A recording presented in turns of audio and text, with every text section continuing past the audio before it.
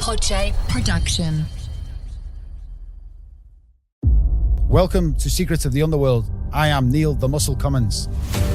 And in this episode, I speak to Alli and Abe, advocates at Death Penalty Action, a group fighting executions across America. Everything I believed about the death penalty, the truth was the opposite. The question I ask is, well, why are you asking me to spend my tax dollars getting your vengeance? Donald Trump became the most executing president since Roosevelt, with 13 executions in 6 months. They changed the primary method of execution just this year to firing squad. But then they got to build a whole new facility just for firing squad executions. So they're going to spend $1 million in about a year, which is crazy. I just want to thank you all for coming on my podcast because this was when I came across your page on Instagram. It was kind of intriguing, and I've always been intrigued with all this kind of stuff, with movies that I've seen and also on the news. And as I've just said before to Alli, like I looked up on Google and I couldn't believe what I came up against with this. So I don't know too much about your organization, so that's what I want to know about, and also get into depth about other things too. So if you want to tell me before we get going and everything else, a bit about your organization, the Death Penalty Action, and then we'll take it from there. So my name's Abe Bonowitz, and I live in Ohio. And in 2017, we looked around and realized that Donald Trump was about to be inaugurated to his first term as president. And we realized that that meant that there were going to be federal executions again. We had not had any federal executions since the early 2000s when George W. Bush was president. So, we looked around the movement and didn't see any organization that would be ready and able to stand up and provide opposition to that the way we feel it should be done, which is visible and vocal, and provide mechanisms for activism for anybody who wants to get involved. So that's why we created Death Penalty Action, myself and several other friends, and then it's just grown from there. It very quickly became evident that there was help, the kind of help that we can offer, organizing and creating events and making sure that there's protests around every execution. That was needed at the state level too. In fact, as we were still figuring out how we were going to launch this, the state of Arkansas realized that its execution drugs were going to expire, and therefore set 8 execution dates to take place over a 2-week period, over 11 days really, 2 per night on 4 different nights, in order to use up the execution drugs before they expired. And that was in Arkansas. So I called up the director of the Arkansas Coalition to Abolish the Death Penalty, and I said, hey, can we help? Would you like us to come? And she said, please. So that became our coming out, and we actually launched our organization around within that campaign. And we took on and we were tasked with making sure that there were protests outside the prison and outside the governor's mansion, and helping them with all kinds of visibility tools, buttons, T-shirts, signs. We helped put together a rally and helped gather over 250,000 signatures in a very short period of time that we then walked into the governor's office. And that was our coming out. Meanwhile, we kept watching for what was happening with the federal executions. It took them several years. It took them until 2019. And suddenly, Attorney General Barr just sort of announced the execution dates for actually the week of December 10th, Human Rights Day. So we started to build around that. And that got postponed due to legal challenges. But by July the next year, they were ready to go. And they ended up doing 13 executions in the last 6 months of the first Trump administration. And Donald Trump became the most executing president since Roosevelt, with 13 executions in 6 months. Roosevelt had 16 executions over 13 years. And some of those were spies during World War II.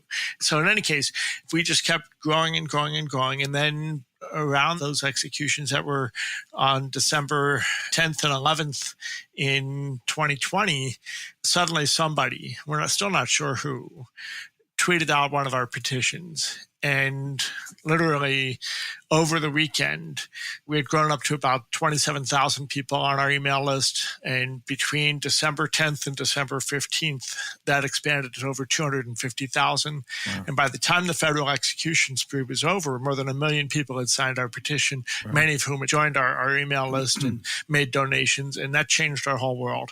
And that is what created the space where we could actually hire full-time people, pay ourselves. My co-founder, his name is Scott Langley. He and I were able to, for the first time, to pay all of our bills and pay ourselves and continue to do the work, but on a much more professional level. We hired more people to help us. And that has created for us the opportunity to be present to every execution. And also it put us on the map in terms of the organizations that function in this world. And now, several organizations have had to stop doing this work and even close their doors altogether. We're the only secular single-issue anti-death penalty organization in the country that works on a national basis. Most of the others are going to be like your state organizations, so Florida or Texas or Alabama have their own state group. We work with all of them, but we're the only ones doing this work from a secular point of view, although we are often people of faith coming together around this, and sometimes our events sound like a worship service or something like that, although we always take care to make sure it's interfaith. But at the end of the day, our focus is no matter how you come to your opposition of the death penalty, there's a space for you within what we're doing, and we're providing stuff that applies to all of us. So somewhere along the way, my friend and colleague here, Alli Sullivan, started volunteering. We started seeing her posting a lot around some of the stuff on our Facebook page and other social media. And she and I got on the phone and talked a little bit. I said, Alli, I see what you're doing. Are you looking for a way to engage with us? And she said yes. And she became a volunteer. And then when we had some money, we started paying her. Yeah. And I literally said, Alli was doing assisted living stuff for people that are medically need assistance in their homes. And I'd say, well, what would it take for you to be able to do what you're doing with us full time, or at least as that being your job, so we don't have to wait for you to get done with your job and school and then be able to do this. Yeah. And she told me, and we made it happen. And Alli has been our communications coordinator ever since. Wow, that's good. Congratulations. Can I just ask, have you both been against it all your life, or you've been for it? Because I'm sitting on the wall, you know what I mean? Because I see this side of it, and then I see that side of it.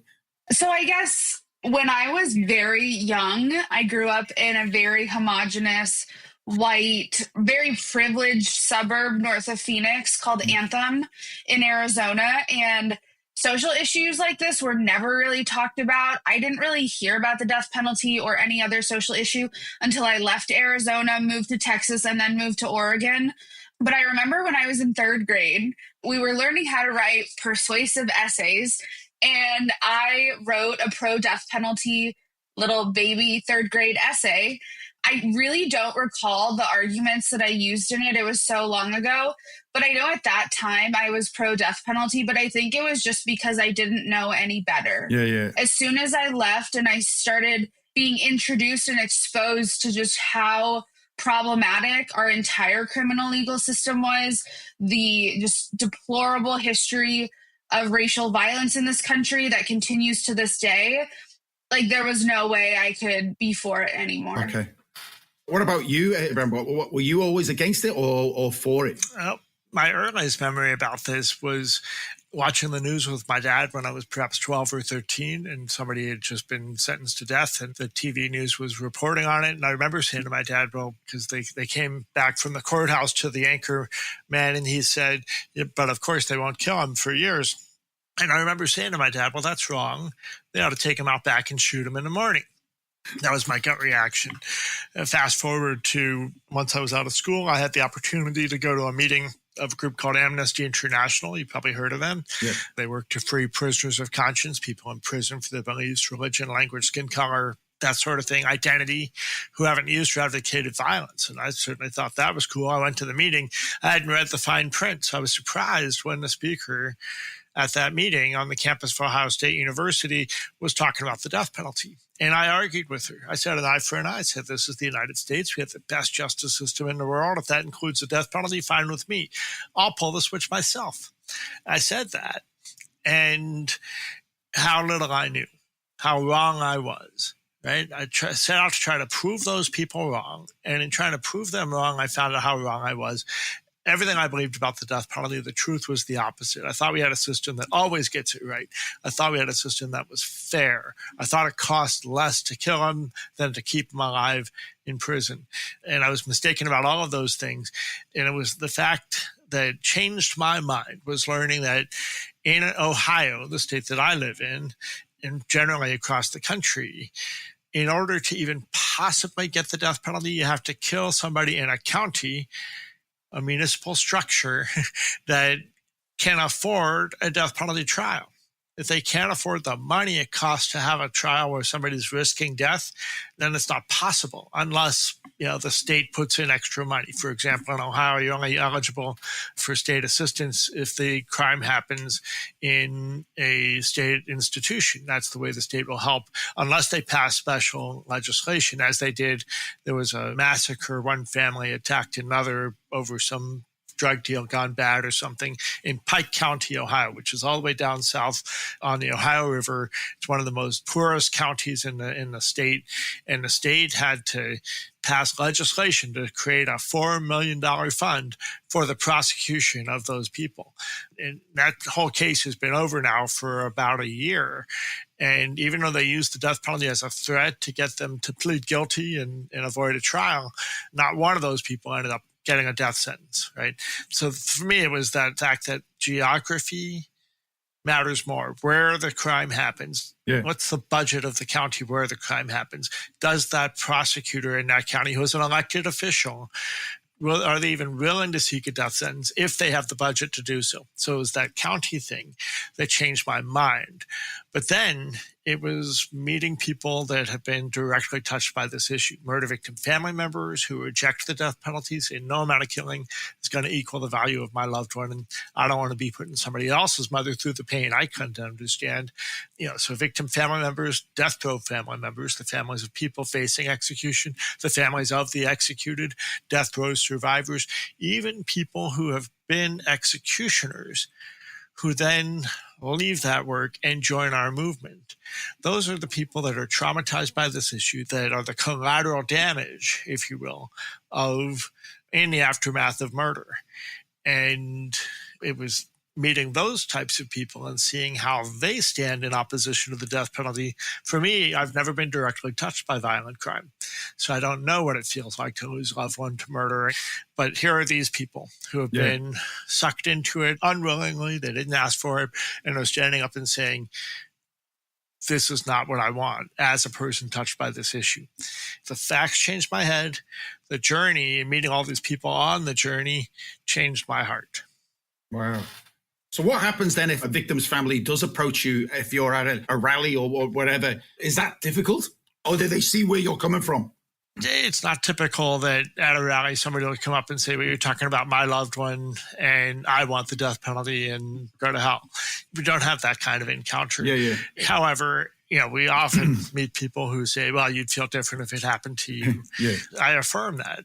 I can't say how I would feel because it hasn't happened to me. However, let me share with you the story of my friend Bill Pelkey or George White or Suzanne Bosler or any number of other folks who are murder victim family members who work with us to share their stories about how they came from this terrible situation that happened to them. Our board chair is Reverend Sharon Risher. Her mother and two cousins were among those who were murdered by a white supremacist in the Charleston church shooting in 2015. She has come to forgiveness for him and has been advocating that he not be executed. We don't want to see them freed. We don't want to see them not held accountable.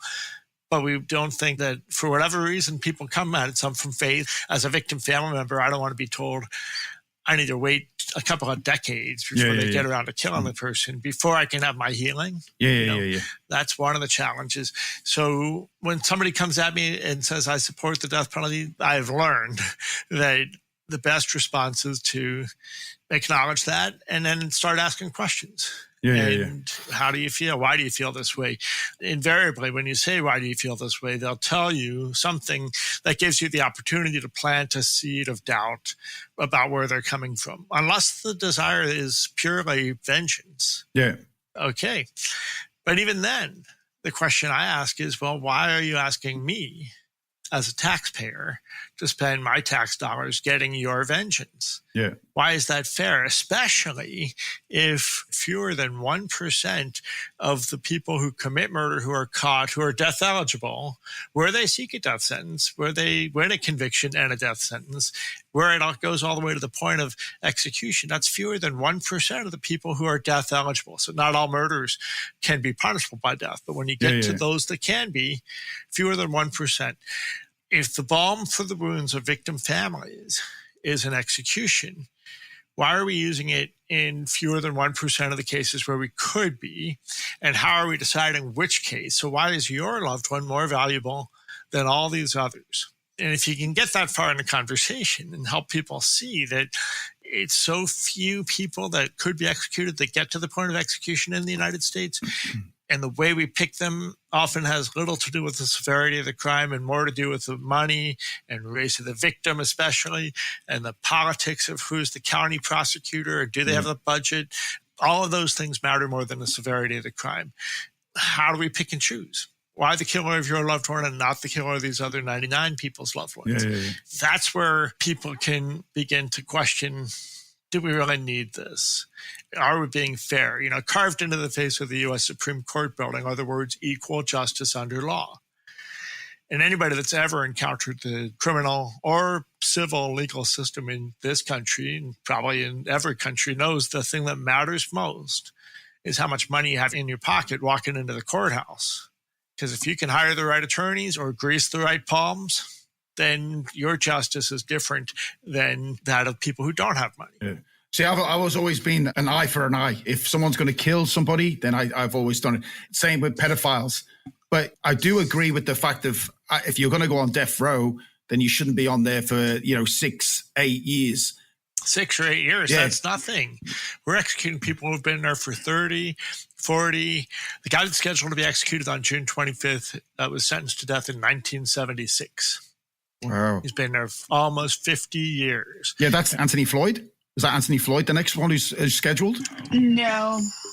Richard Jordan. Okay, I looked up and it said Anthony Floyd Wainwright on the 10th of June. So he's one of the next to be executed, yes. Anthony Wainwright and also Gregory Hunt, both on June 10th, just 1 hour apart from each other. And first Wainwright in Florida and then an hour later Hunt in Alabama. But no, this guy is Richard Jordan in Mississippi is scheduled to be killed on June 25th. Wow. With 3 other people in between those first 2 that I mentioned. So we have in June 1, 2, 3, 4, 5, 6 executions scheduled. So out of them 6, would they all go through or would they be stopped last minute? How would that go? Yeah, it really depends the issues in the case. But what we have been seeing, especially the last several years, is that the U.S. Supreme Court, the way it's been restructured under Donald Trump during his first term, it has greased the rails into the execution chamber, where there is almost nothing that will stop these executions, no matter how important the issues in the case are, no matter the competency of their attorneys. They can have the best attorneys right now, and those executions, it's possible in many cases that they will still go through. Basically, when you get to a point where they set a date, usually that's it. That's it. And part of the problem, as Alli was saying, is the courts have basically set up procedural bars. So if you have any issues to raise in the case, by this point, it's too late. It's just prohibited because we've missed the mark, the opportunity to raise those issues, or they were raised at a time a decade or 2 ago when all the evidence hadn't been fully developed. And that's the problem, is when new evidence is developed, even evidence of innocence, it's often too late to bring it in because they're more interested in finality than in accuracy or in making sure all the facts are on the table. We're not lawyers. We don't do litigation work. What we end up doing is in some ways holding the hands of the families that are involved in this. Right now, today, we're helping raise funds for the funeral of a man that was executed a few days ago because that family doesn't have enough money. And if they can't come up with enough money, he's going to be buried in the prison cemetery rather than have a loving funeral where they choose. So there's so many different ways we could talk about this, but I can tell you all 6 of these people scheduled to go in June have nothing in the way of stopping their execution, which is not to say that their attorneys won't try.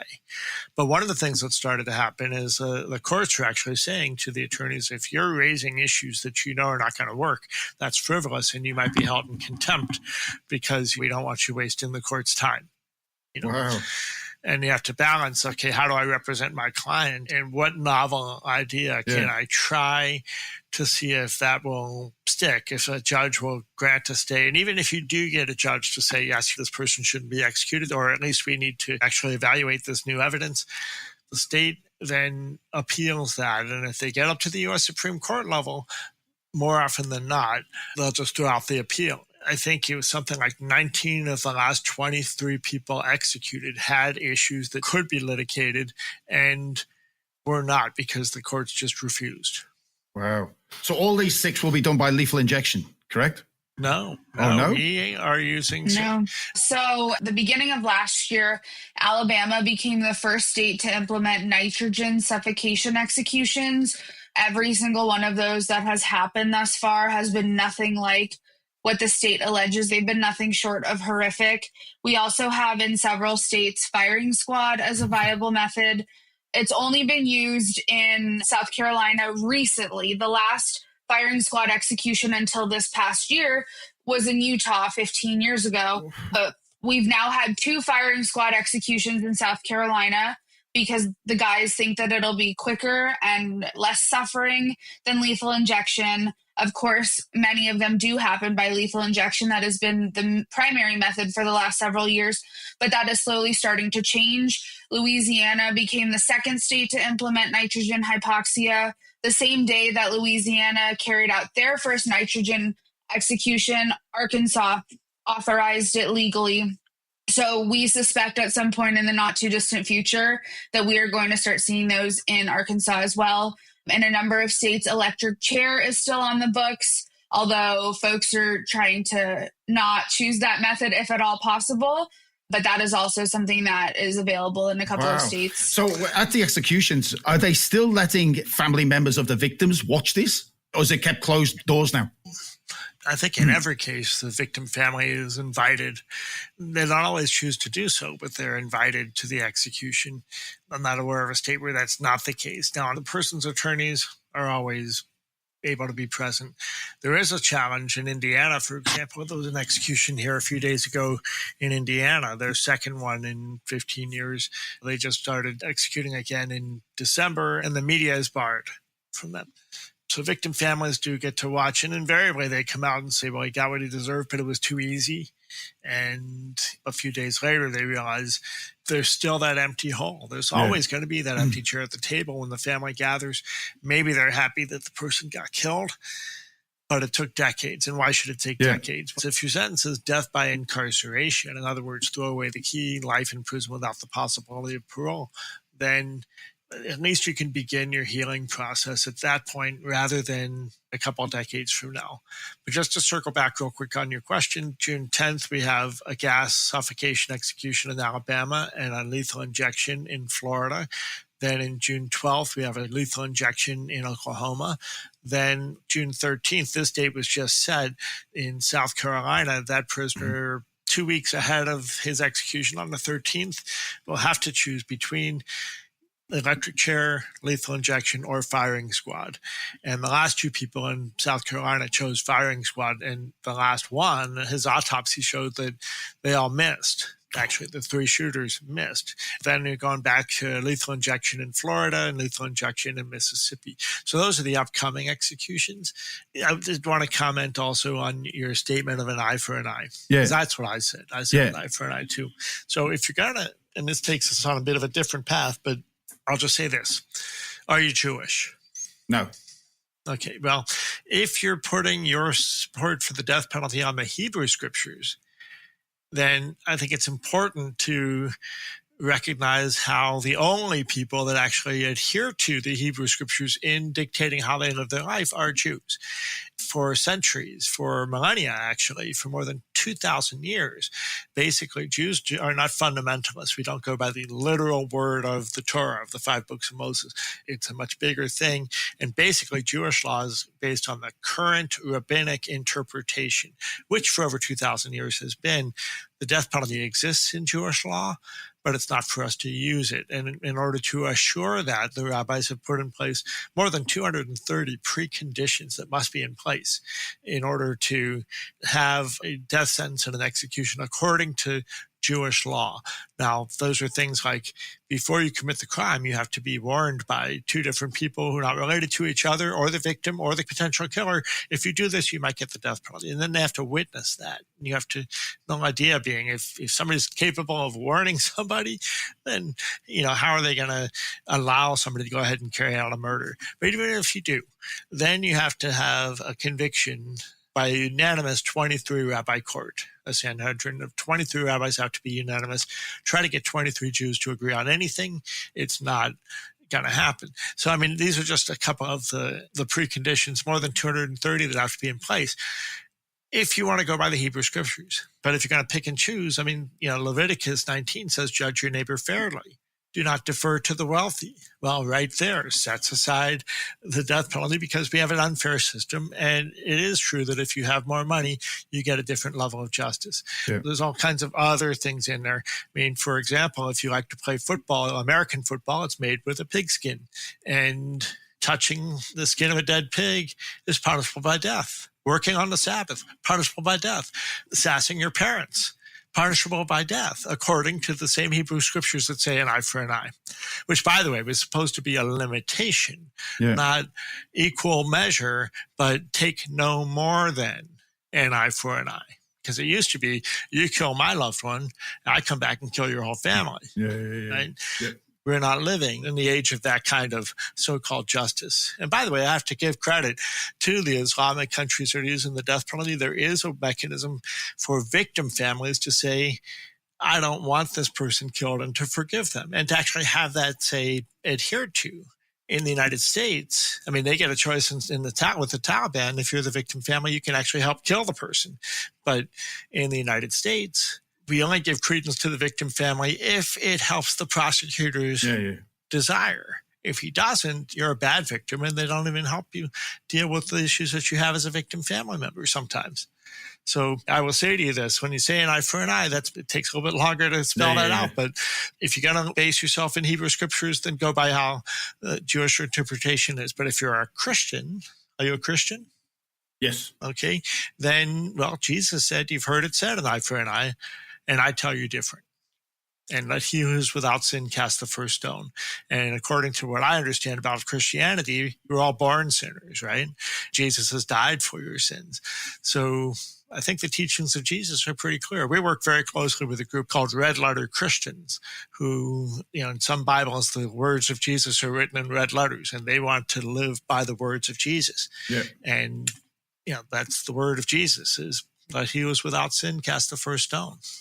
I think what I'm trying to get at is the fact if someone's going to say someone murders somebody and then they're going to go to life in prison, sometimes people don't mind going to jail. They live happily in there. They've got the TV, they get the food, they're living the life. And they are, because here, I've got some people who've been in prison here and they'd rather be in prison. Okay. They'd rather be in prison. In your country, maybe. Here, it's a shithole. Alli, you want to talk about prison conditions?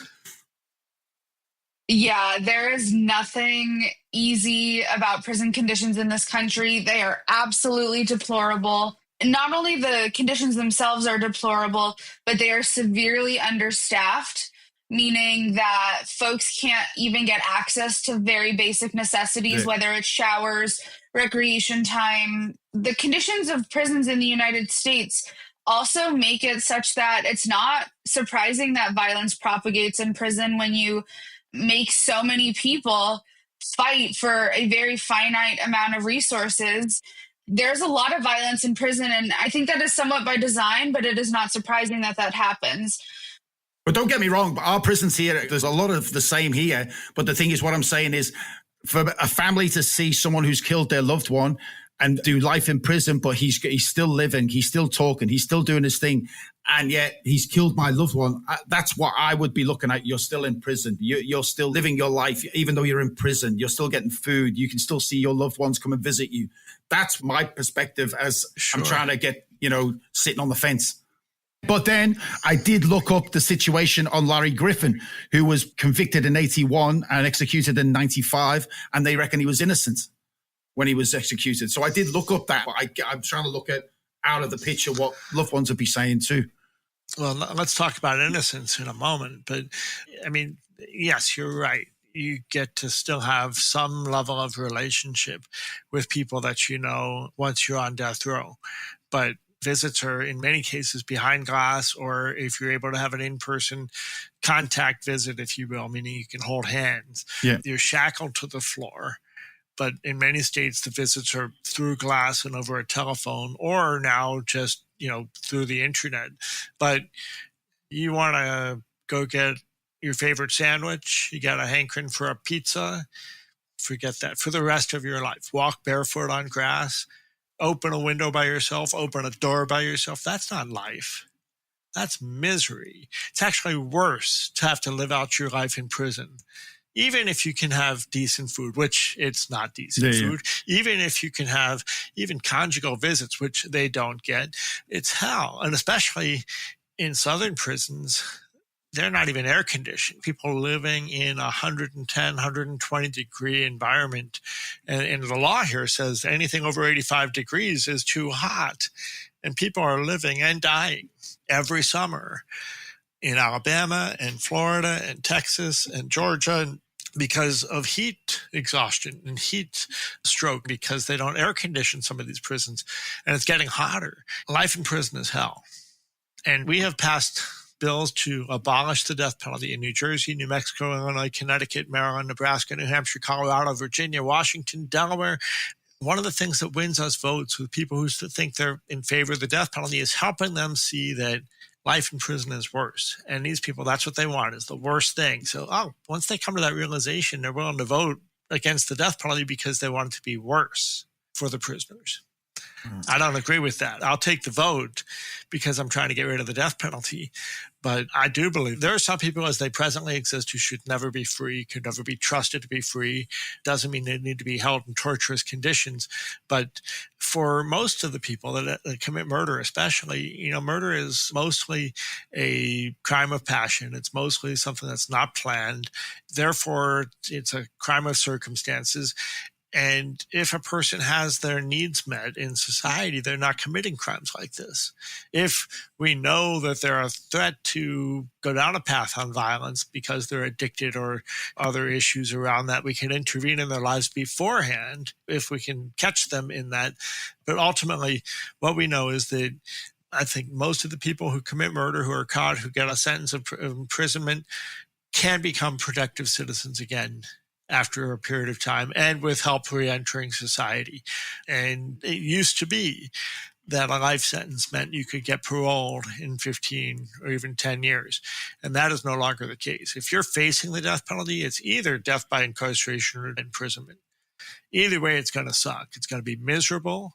You give up having any kind of physical relationship with somebody that you want to be with. Yeah, sure, you got Bubba.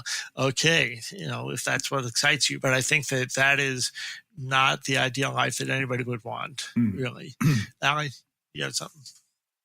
In terms of talking about prison conditions, we haven't even started to talk about prison abuses and the fact that most of the prison guards and wardens are on a power trip, just like say it what it is. And they will do nothing, they will stop at nothing in many cases to make these guys' lives as miserable as possible, because they have been put in this position of being told that they are superior to the people that they control. And we have seen how that dynamic has played out many times throughout history, and it is never favorable. this can result in not just physical violence. Like, I've had guys that have had their shoulders dislocated for literally doing nothing because they're slammed on the floor, their arms are shoved behind their back.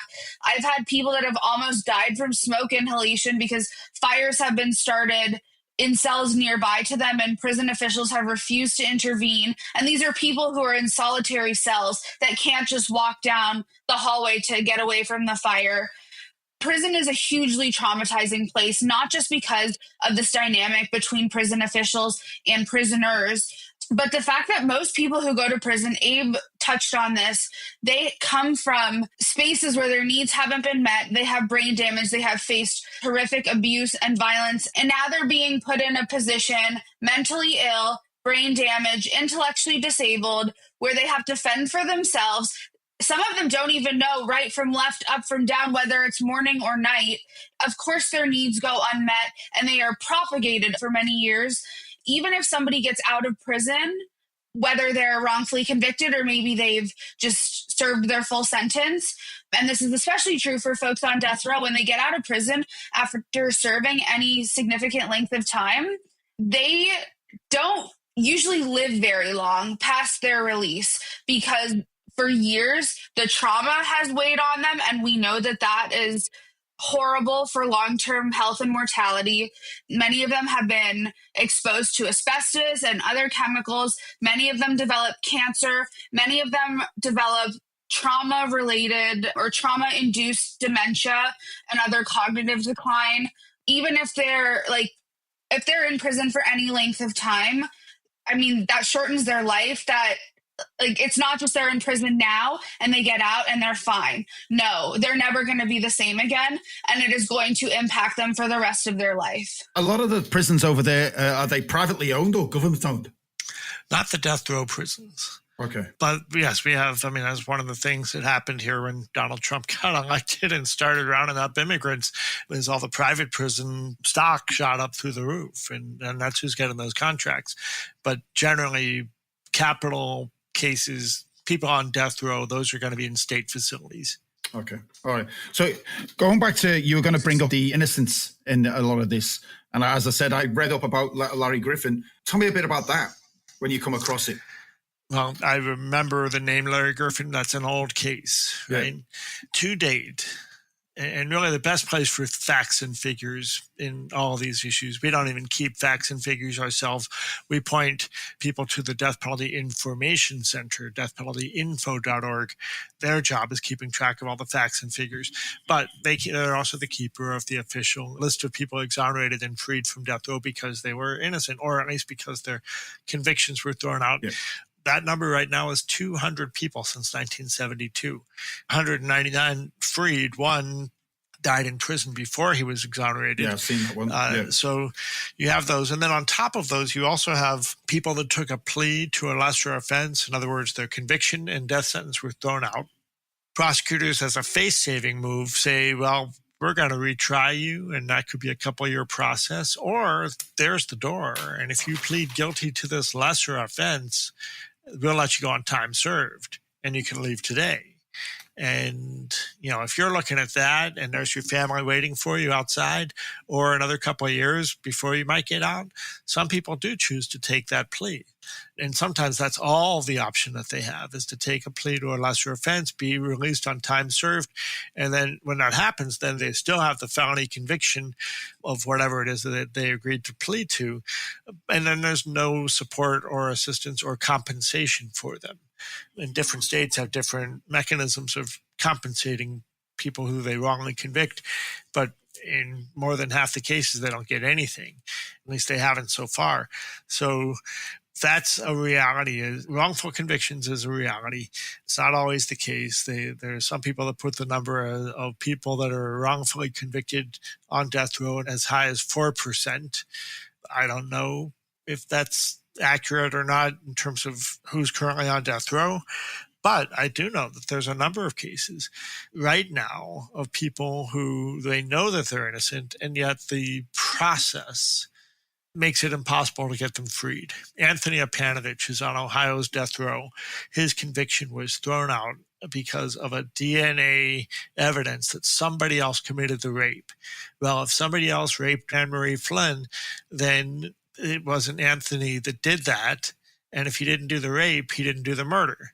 Okay. Sure. What happened was the state had asked for DNA with police, somebody, and then it didn't meet their case needs, so they didn't use it. But they also didn't disclose it to the defense. And then a decade later, somebody found it and said, oh my gosh, we should have given this to the defense. They faxed it over. And the defense, Tony's lawyers, got that and they're like, oh my gosh, this says he's innocent. And they pursued that.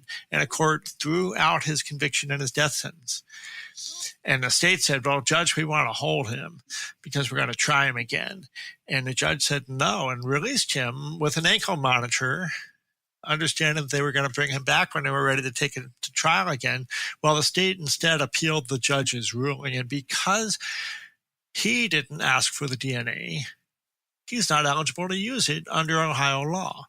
That squashed the judge's ruling. And therefore, because that was overturned, it was as if his death sentence was still in existence. Oh, my God. And they came and got him the next morning. Well, it's a Friday morning. I'll never forget this because the lawyers called me on Thursday and said, hey, Tony's case just got reversed back to a death sentence.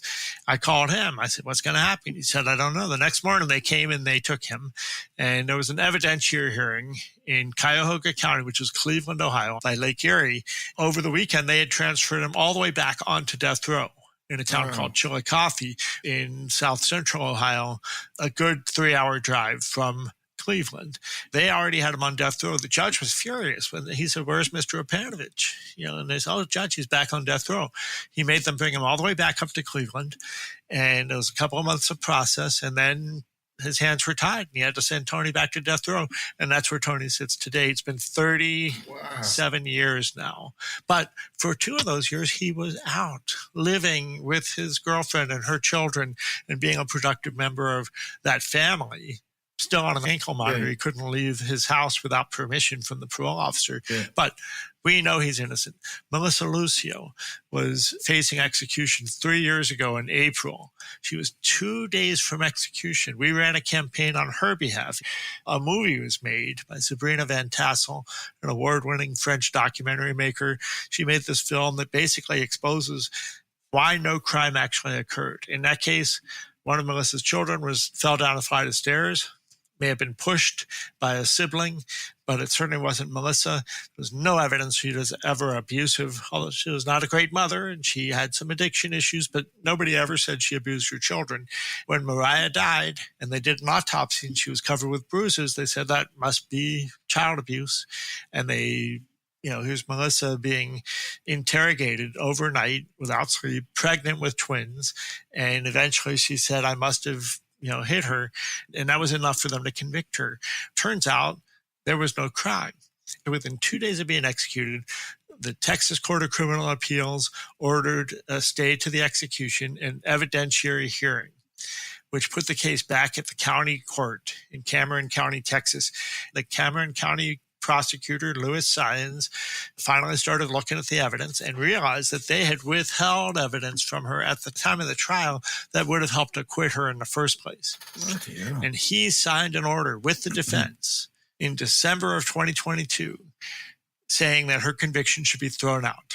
And he got sick of waiting 16 months later when nothing had still happened. And he released that draft order to the media. So they changed the judge. Who do they change it to? Turned out they changed it to the judge who actually sentenced her to death. And within 2 days, you have this order signed by the prosecutor and the judge who sentenced her to death saying her conviction should be thrown out and she should be brought back and we should let her go. Those were my paraphrase of it, but that's essentially what it means. And here we are. She is still on death row in Texas today, right now, as we speak. And she should have been freed not later than December of 2022. They know she's innocent. The prosecutor says she's innocent. The judge who sentenced her to death says she's innocent. And she's still on death row. And there's a couple dozen more cases like this that we know of that we can talk about. if not actual innocence, then severe, significant, demonstrable doubt about their guilt. Rodney Reed. Alli can probably rattle off a bunch of names. We've got a whole list of them on our webpage. People that have real issues that could be raised, and you can't raise them because of procedural bars or because of whatever BS is happening. When was the last female actually executed? And I think that's Amber McLaughlin, who transgender woman in Missouri. And prior to that, Alli, do you have that in your Lisa head? Montgomery. Of course. Lisa Montgomery was executed in the final week of Donald Trump's execution spree. She was severely mentally ill with schizophrenia. She endured some of the worst sexual violence you could ever go through as a child. She was trafficked by her family. So she was held in a women's psychiatric prison in Texas before they transferred her to the U.S. Penitentiary in Terre Haute, Indiana, where federal executions are carried out. And so she was executed on January 12th of 2021. Wow. Okay. Is it true that at the moment, 37 scheduled for 2025? Executions? Yes.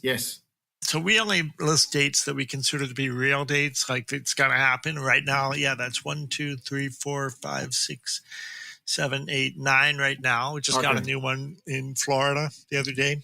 More dates are set on a regular basis. That's just in 2025. But then there are states like, where governors have said we're not carrying out executions, but yet the process sets dates. So, for example, in Ohio, you have more than 30 pending execution dates, but Governor DeWine in Ohio, a Republican, but a consistently pro-life Republican, keeps reprieving people as their dates come up, and he'll kick them back to the end of the line. And we're working to try to get him to commute all of the death sentences to life without parole before he leaves office. He'll run out of his time in office and somebody else will be governor. And depending on who that is, Ohio might resume executions. So we have legislation actually to abolish the death penalty in Ohio, which is possible, even with Republicans in charge across the board, just because of the relationships that we've built and the conversations that are being had. The problem is it becomes like a bargaining chip that you throw on the table with somebody or not, as the case may be. But in any case, so the reality is that there might be a couple dozen execution dates that are on some other calendars. But on our webpage, we only list the dates that we think are real. So that's what we have right now. Is it the main states that do the death penalty? Is it that Oklahoma, Texas, and Missouri? Are they the main states? Florida is now doing them every 2 to 3 weeks. Wow. Alabama is doing them with regularity. South Carolina is almost out of people that have a death warrant eligible. They've got a couple dozen people on death row, I think, but we knew that there were 5 or 6 people that were ready to be executed. Texas is setting dates on a regular basis, so we could see North Carolina start back up, but that's probably not going to happen. Tennessee just got started, and they're going to be going on a regular basis too. Probably not more than 4 a year. They announced 4 dates for this year. One of the person's date was already taken away, but there's 3 others. Louisiana, they tried to set a bunch of dates and then realized that those people hadn't finished their legal processes. Yeah. But there's actually a whole list of people who have exhausted their appeals and are ready for a death warrant, and then others that are just in process. So you're going to see more in Missouri, Indiana. Idaho wants to execute a couple of people right away. They only got a handful of people on death row. Utah also, but they're not all through the process. And those that are in Idaho, they figured out that they can't manage a lethal injection. So they changed their primary method of execution just this year to firing squad. But then rather than just set up a chair in a field and take care of it, they got to build a whole new facility just for firing squad executions. Wow. So they're going to spend $1 million in about a year. They think they'll be ready in June next year, which is crazy. I mean, why are you going to spend all that money when you got the guns, you got the bullets, you got people that can shoot? And frankly, who cares if they miss? They'll bleed out in a minute or two, but why do we care if they have pain? Firing squad is the fastest way to go, unless we were to just lop off your head, which they could do. Nobody's got that. I don't think that would pass. I don't think anybody wants to actually witness that in the United States. Yeah. But that truly would be the fastest way to be killed. Or maybe we could step on you with an elephant. There's lots of ways. I mean, the truth is, really, for us, it's not about how we kill our prisoners, but that we do so when the system is so broken. Yeah.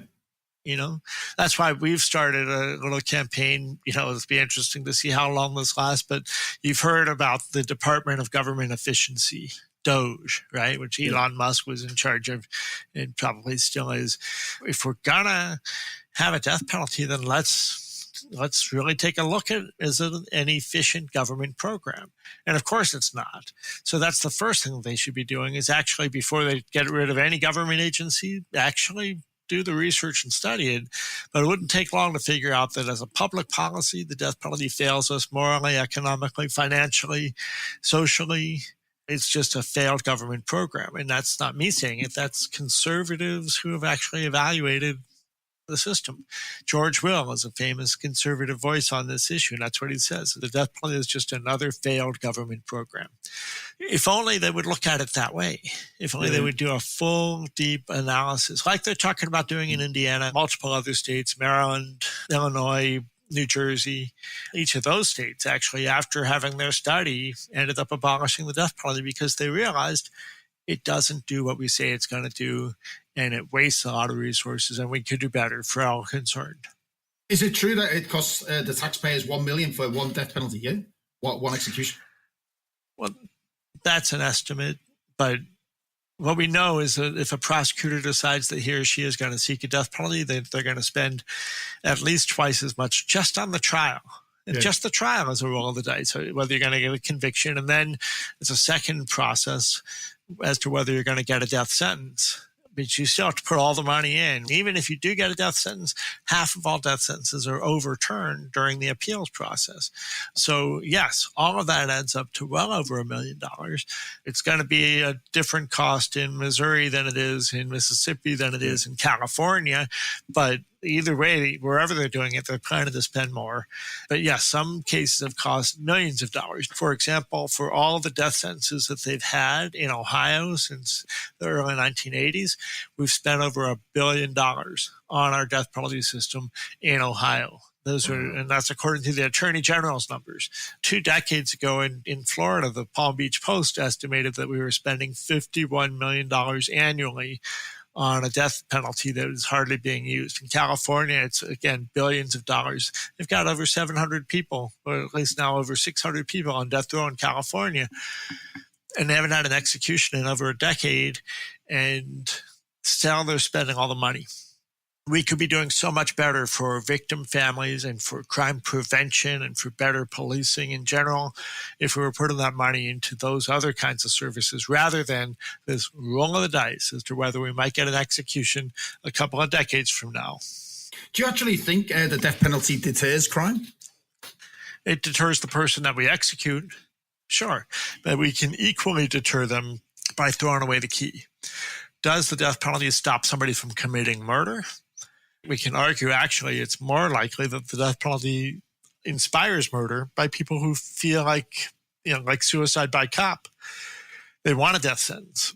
There have been people who have actually changed the narrative of their crime so that they could be eligible for the death penalty because they'd rather get executed than spend the rest of their lives in prison. And there are a few cases, especially of prisoners who kill in prison, who are saying, I did it because I want you to sentence me to death. Does it stop a person who is committing a bank robbery from deciding that they're going to kill somebody? You don't think about it in the heat of a moment like that. People that plan out their murders really well generally don't get caught. Yeah. Or if they do, again, they weren't expecting to get caught. So therefore, even if they were aware that the death penalty exists in their state and is used in their state and is a very real threat, they're not thinking it's going to be them. Yeah. What is really a deterrent is not the severity of the punishment, but the certainty of the punishment. And if you don't think you're going to get caught, then you're not worried about it. Yeah. In addition to what Abe was saying, a lot of people who end up on death row and a lot of people who carry out crime are not these hyper-calculated people that entertainment has made murderers out to be. A lot of them, as we've already talked about, have severely diminished intellectual capacities, are mentally ill, are in other realities. And so this is not necessarily something that folks like that are going to consider when they're in the heat of a moment. Is there any states at the moment who are opposed to the executions in America? Yeah. There are 23 states that don't have the death penalty. And they're not getting pushed to take it? They're just saying no, they don't want it? Every once in a while, like a state like Iowa, which hasn't had the death penalty in a long time, somebody introduces a bill to bring it back, and it doesn't go anywhere. They might get a hearing on their bill, but still, so far, we haven't seen any states bring the death penalty back since we got on this path of actually states getting rid of it. Like I said, in 2007, we legislatively abolished the death penalty in New Jersey. In 2009, in New Mexico. In 2011, in Illinois. 2012, Connecticut. 2013, Maryland. 2015, I think it was, New Hampshire. Then Colorado. Then Virginia. Virginia, the first of the Confederate states to legislatively abolish the death penalty. And then you have states like Washington, Delaware, and New York, where the courts have thrown it out, and at least in Washington and Delaware, then passed legislation to scrub the death penalty language out of the statute. So it's not even there anymore. We're still running a bill in Delaware to prohibit it in the Constitution, in the state constitution. Right now, Michigan is the only state that constitutionally prohibits the death penalty. Then you have states like, for example, Oregon, where the last governor, on her way out of office, commuted all of the death sentences. And they had already passed legislation to make it so you could only get a death sentence if you kill a cop, a police officer. Essentially, it doesn't exist there. By the way, in terms of the murder of police officers, I'll mention this simply because the guy that was killed this past Tuesday night in Indiana was the killer of a police officer. Okay. And he got a death sentence. Well, since he was sentenced to death, 29 more law enforcement officers were murdered in the line of duty in Indiana. 2 other cases are still pending, but 27 of them did not result in a death sentence. So how is it fair? But more important also is statistics bear this out from the Officer Down Memorial webpage, which chronicles police officer deaths in the line of duty, all kinds, from car crashes, heart attack, suicide, murder, right? You are more likely, rather it is more dangerous to be a police officer in a state that has the death penalty than in a state that doesn't. You're more likely to be killed in the line of duty if your state has the death penalty, and even more so if your state carries out executions. And the numbers bear this out. So that speaks to deterrence. It also speaks to this whole question of fairness and all those other pieces of the puzzle. At the end of the day, almost half of all the states don't have a death penalty. So in 1972, the U.S. Supreme Court struck down all the death penalty laws, and any state that wanted to have a death penalty had to write new laws. Many did. And at one point, we were at 36 states, plus the military and the federal government. That 36 is now down to 23 in terms of states that have the death penalty on the books. How many are executing? Well, let's see. It was this year, 11 states have issued death warrants, and 9 have carried them out so far in 2025. But again, in 19 of those 23 cases, or 82.6%, the courts could have intervened on real issues that should have been litigated, and yet they've done nothing. Yeah. But to fully answer your question, 27 states have it, plus the military, plus the federal government. This year so far, 9 states have issued death warrants, and I think 7 states have carried out executions. Wow. Since April 2025, there's 2,067 on death row. Yeah. Wow. That's amazing. And that's actually in 2024, we saw the greatest, I think death row was reduced by about 7% across the board.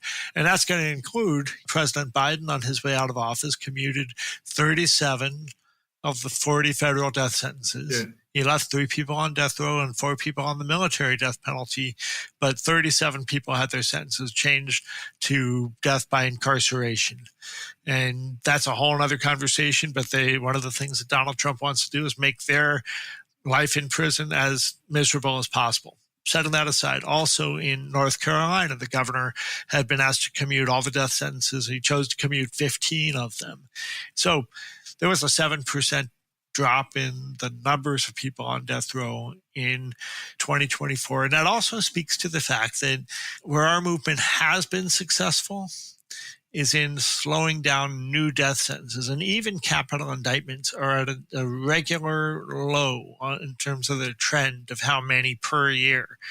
We are starting to see an increase in executions, but it's still pretty small. Yeah. But where we're stopping the death penalty is up front before people get sentenced to death. There's fewer capital indictments, meaning they're not even seeking the death penalty most of the time. And then even when they do seek it, fewer new death sentences.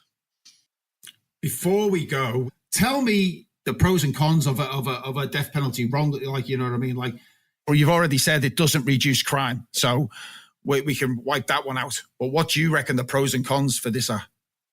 Any pros, Alli? Do you have any pros for the death penalty? No, I was about to say that I think everything is a con. It doesn't support murder victim family members. It wastes resources. We've talked about this today, but it takes resources against not only supporting murder victim family members in the wake of their loved ones being murdered, but it also takes resources away from crime prevention.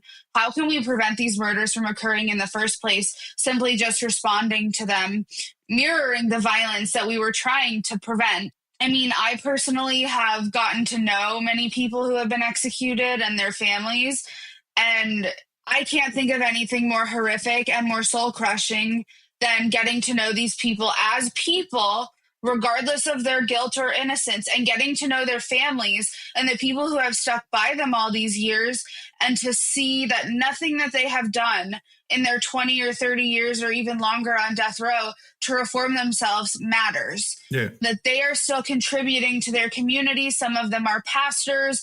Many of them are working to not just drive down crime, but to make the lives around them better. And none of that is worth anything when you execute them after all of these years. And just to see just how devastating it is for their families, like, nobody is the same after a loved one is murdered, but when you are murdered in this way by the government that at any point can decide to turn off and consciously chooses not to at every point down the road, and then you get to an execution, which is arguably the most premeditated form of murder that there is, there's no excuse for that. I could go on and on. I'll let you finish answering it, Abe. Well, I think I'll address one other aspect that we haven't really talked about. The death penalty is actually a tool of fascism. You know, it's one thing that we are already seeing, arrests of people that because of their opinion and because of the president doesn't like their opposition to them. And it's only a matter of time. And we've seen this, which is why we don't want to go down that path towards authoritarianism and dictatorship, is eventually that becomes a tool of government. And that's why government shouldn't be given the power. We can't trust them with the power to kill, even in a democratized system where the courts are actually functioning. And out of 23 death warrants in 2025, 82% had issues left to litigate, and they were procedurally barred. It was just too late. Finality is more important. So the only pro, if I can think of any, for having a death penalty is actually to the benefit of the prisoners who don't want to live life without parole. That they can choose by waiving their appeals to end their lives and not have to live in the misery of dying in prison. Yeah. Okay, so that's a pro for them.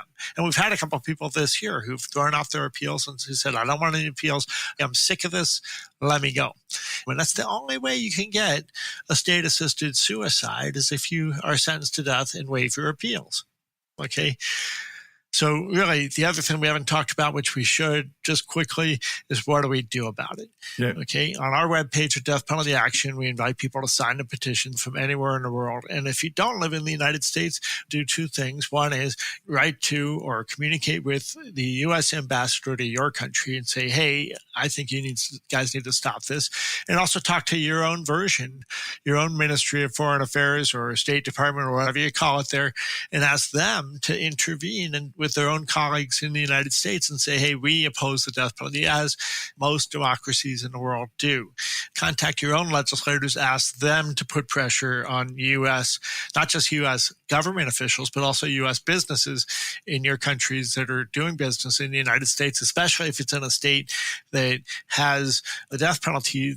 They have power more than anything that we could do. If you're spending money in Alabama, you can say to the Chamber of Commerce in Alabama, we're thinking about moving to Michigan or another state that doesn't use the death penalty because we don't think that that's appropriate. We don't want to be touched by that. So those are another things you can do.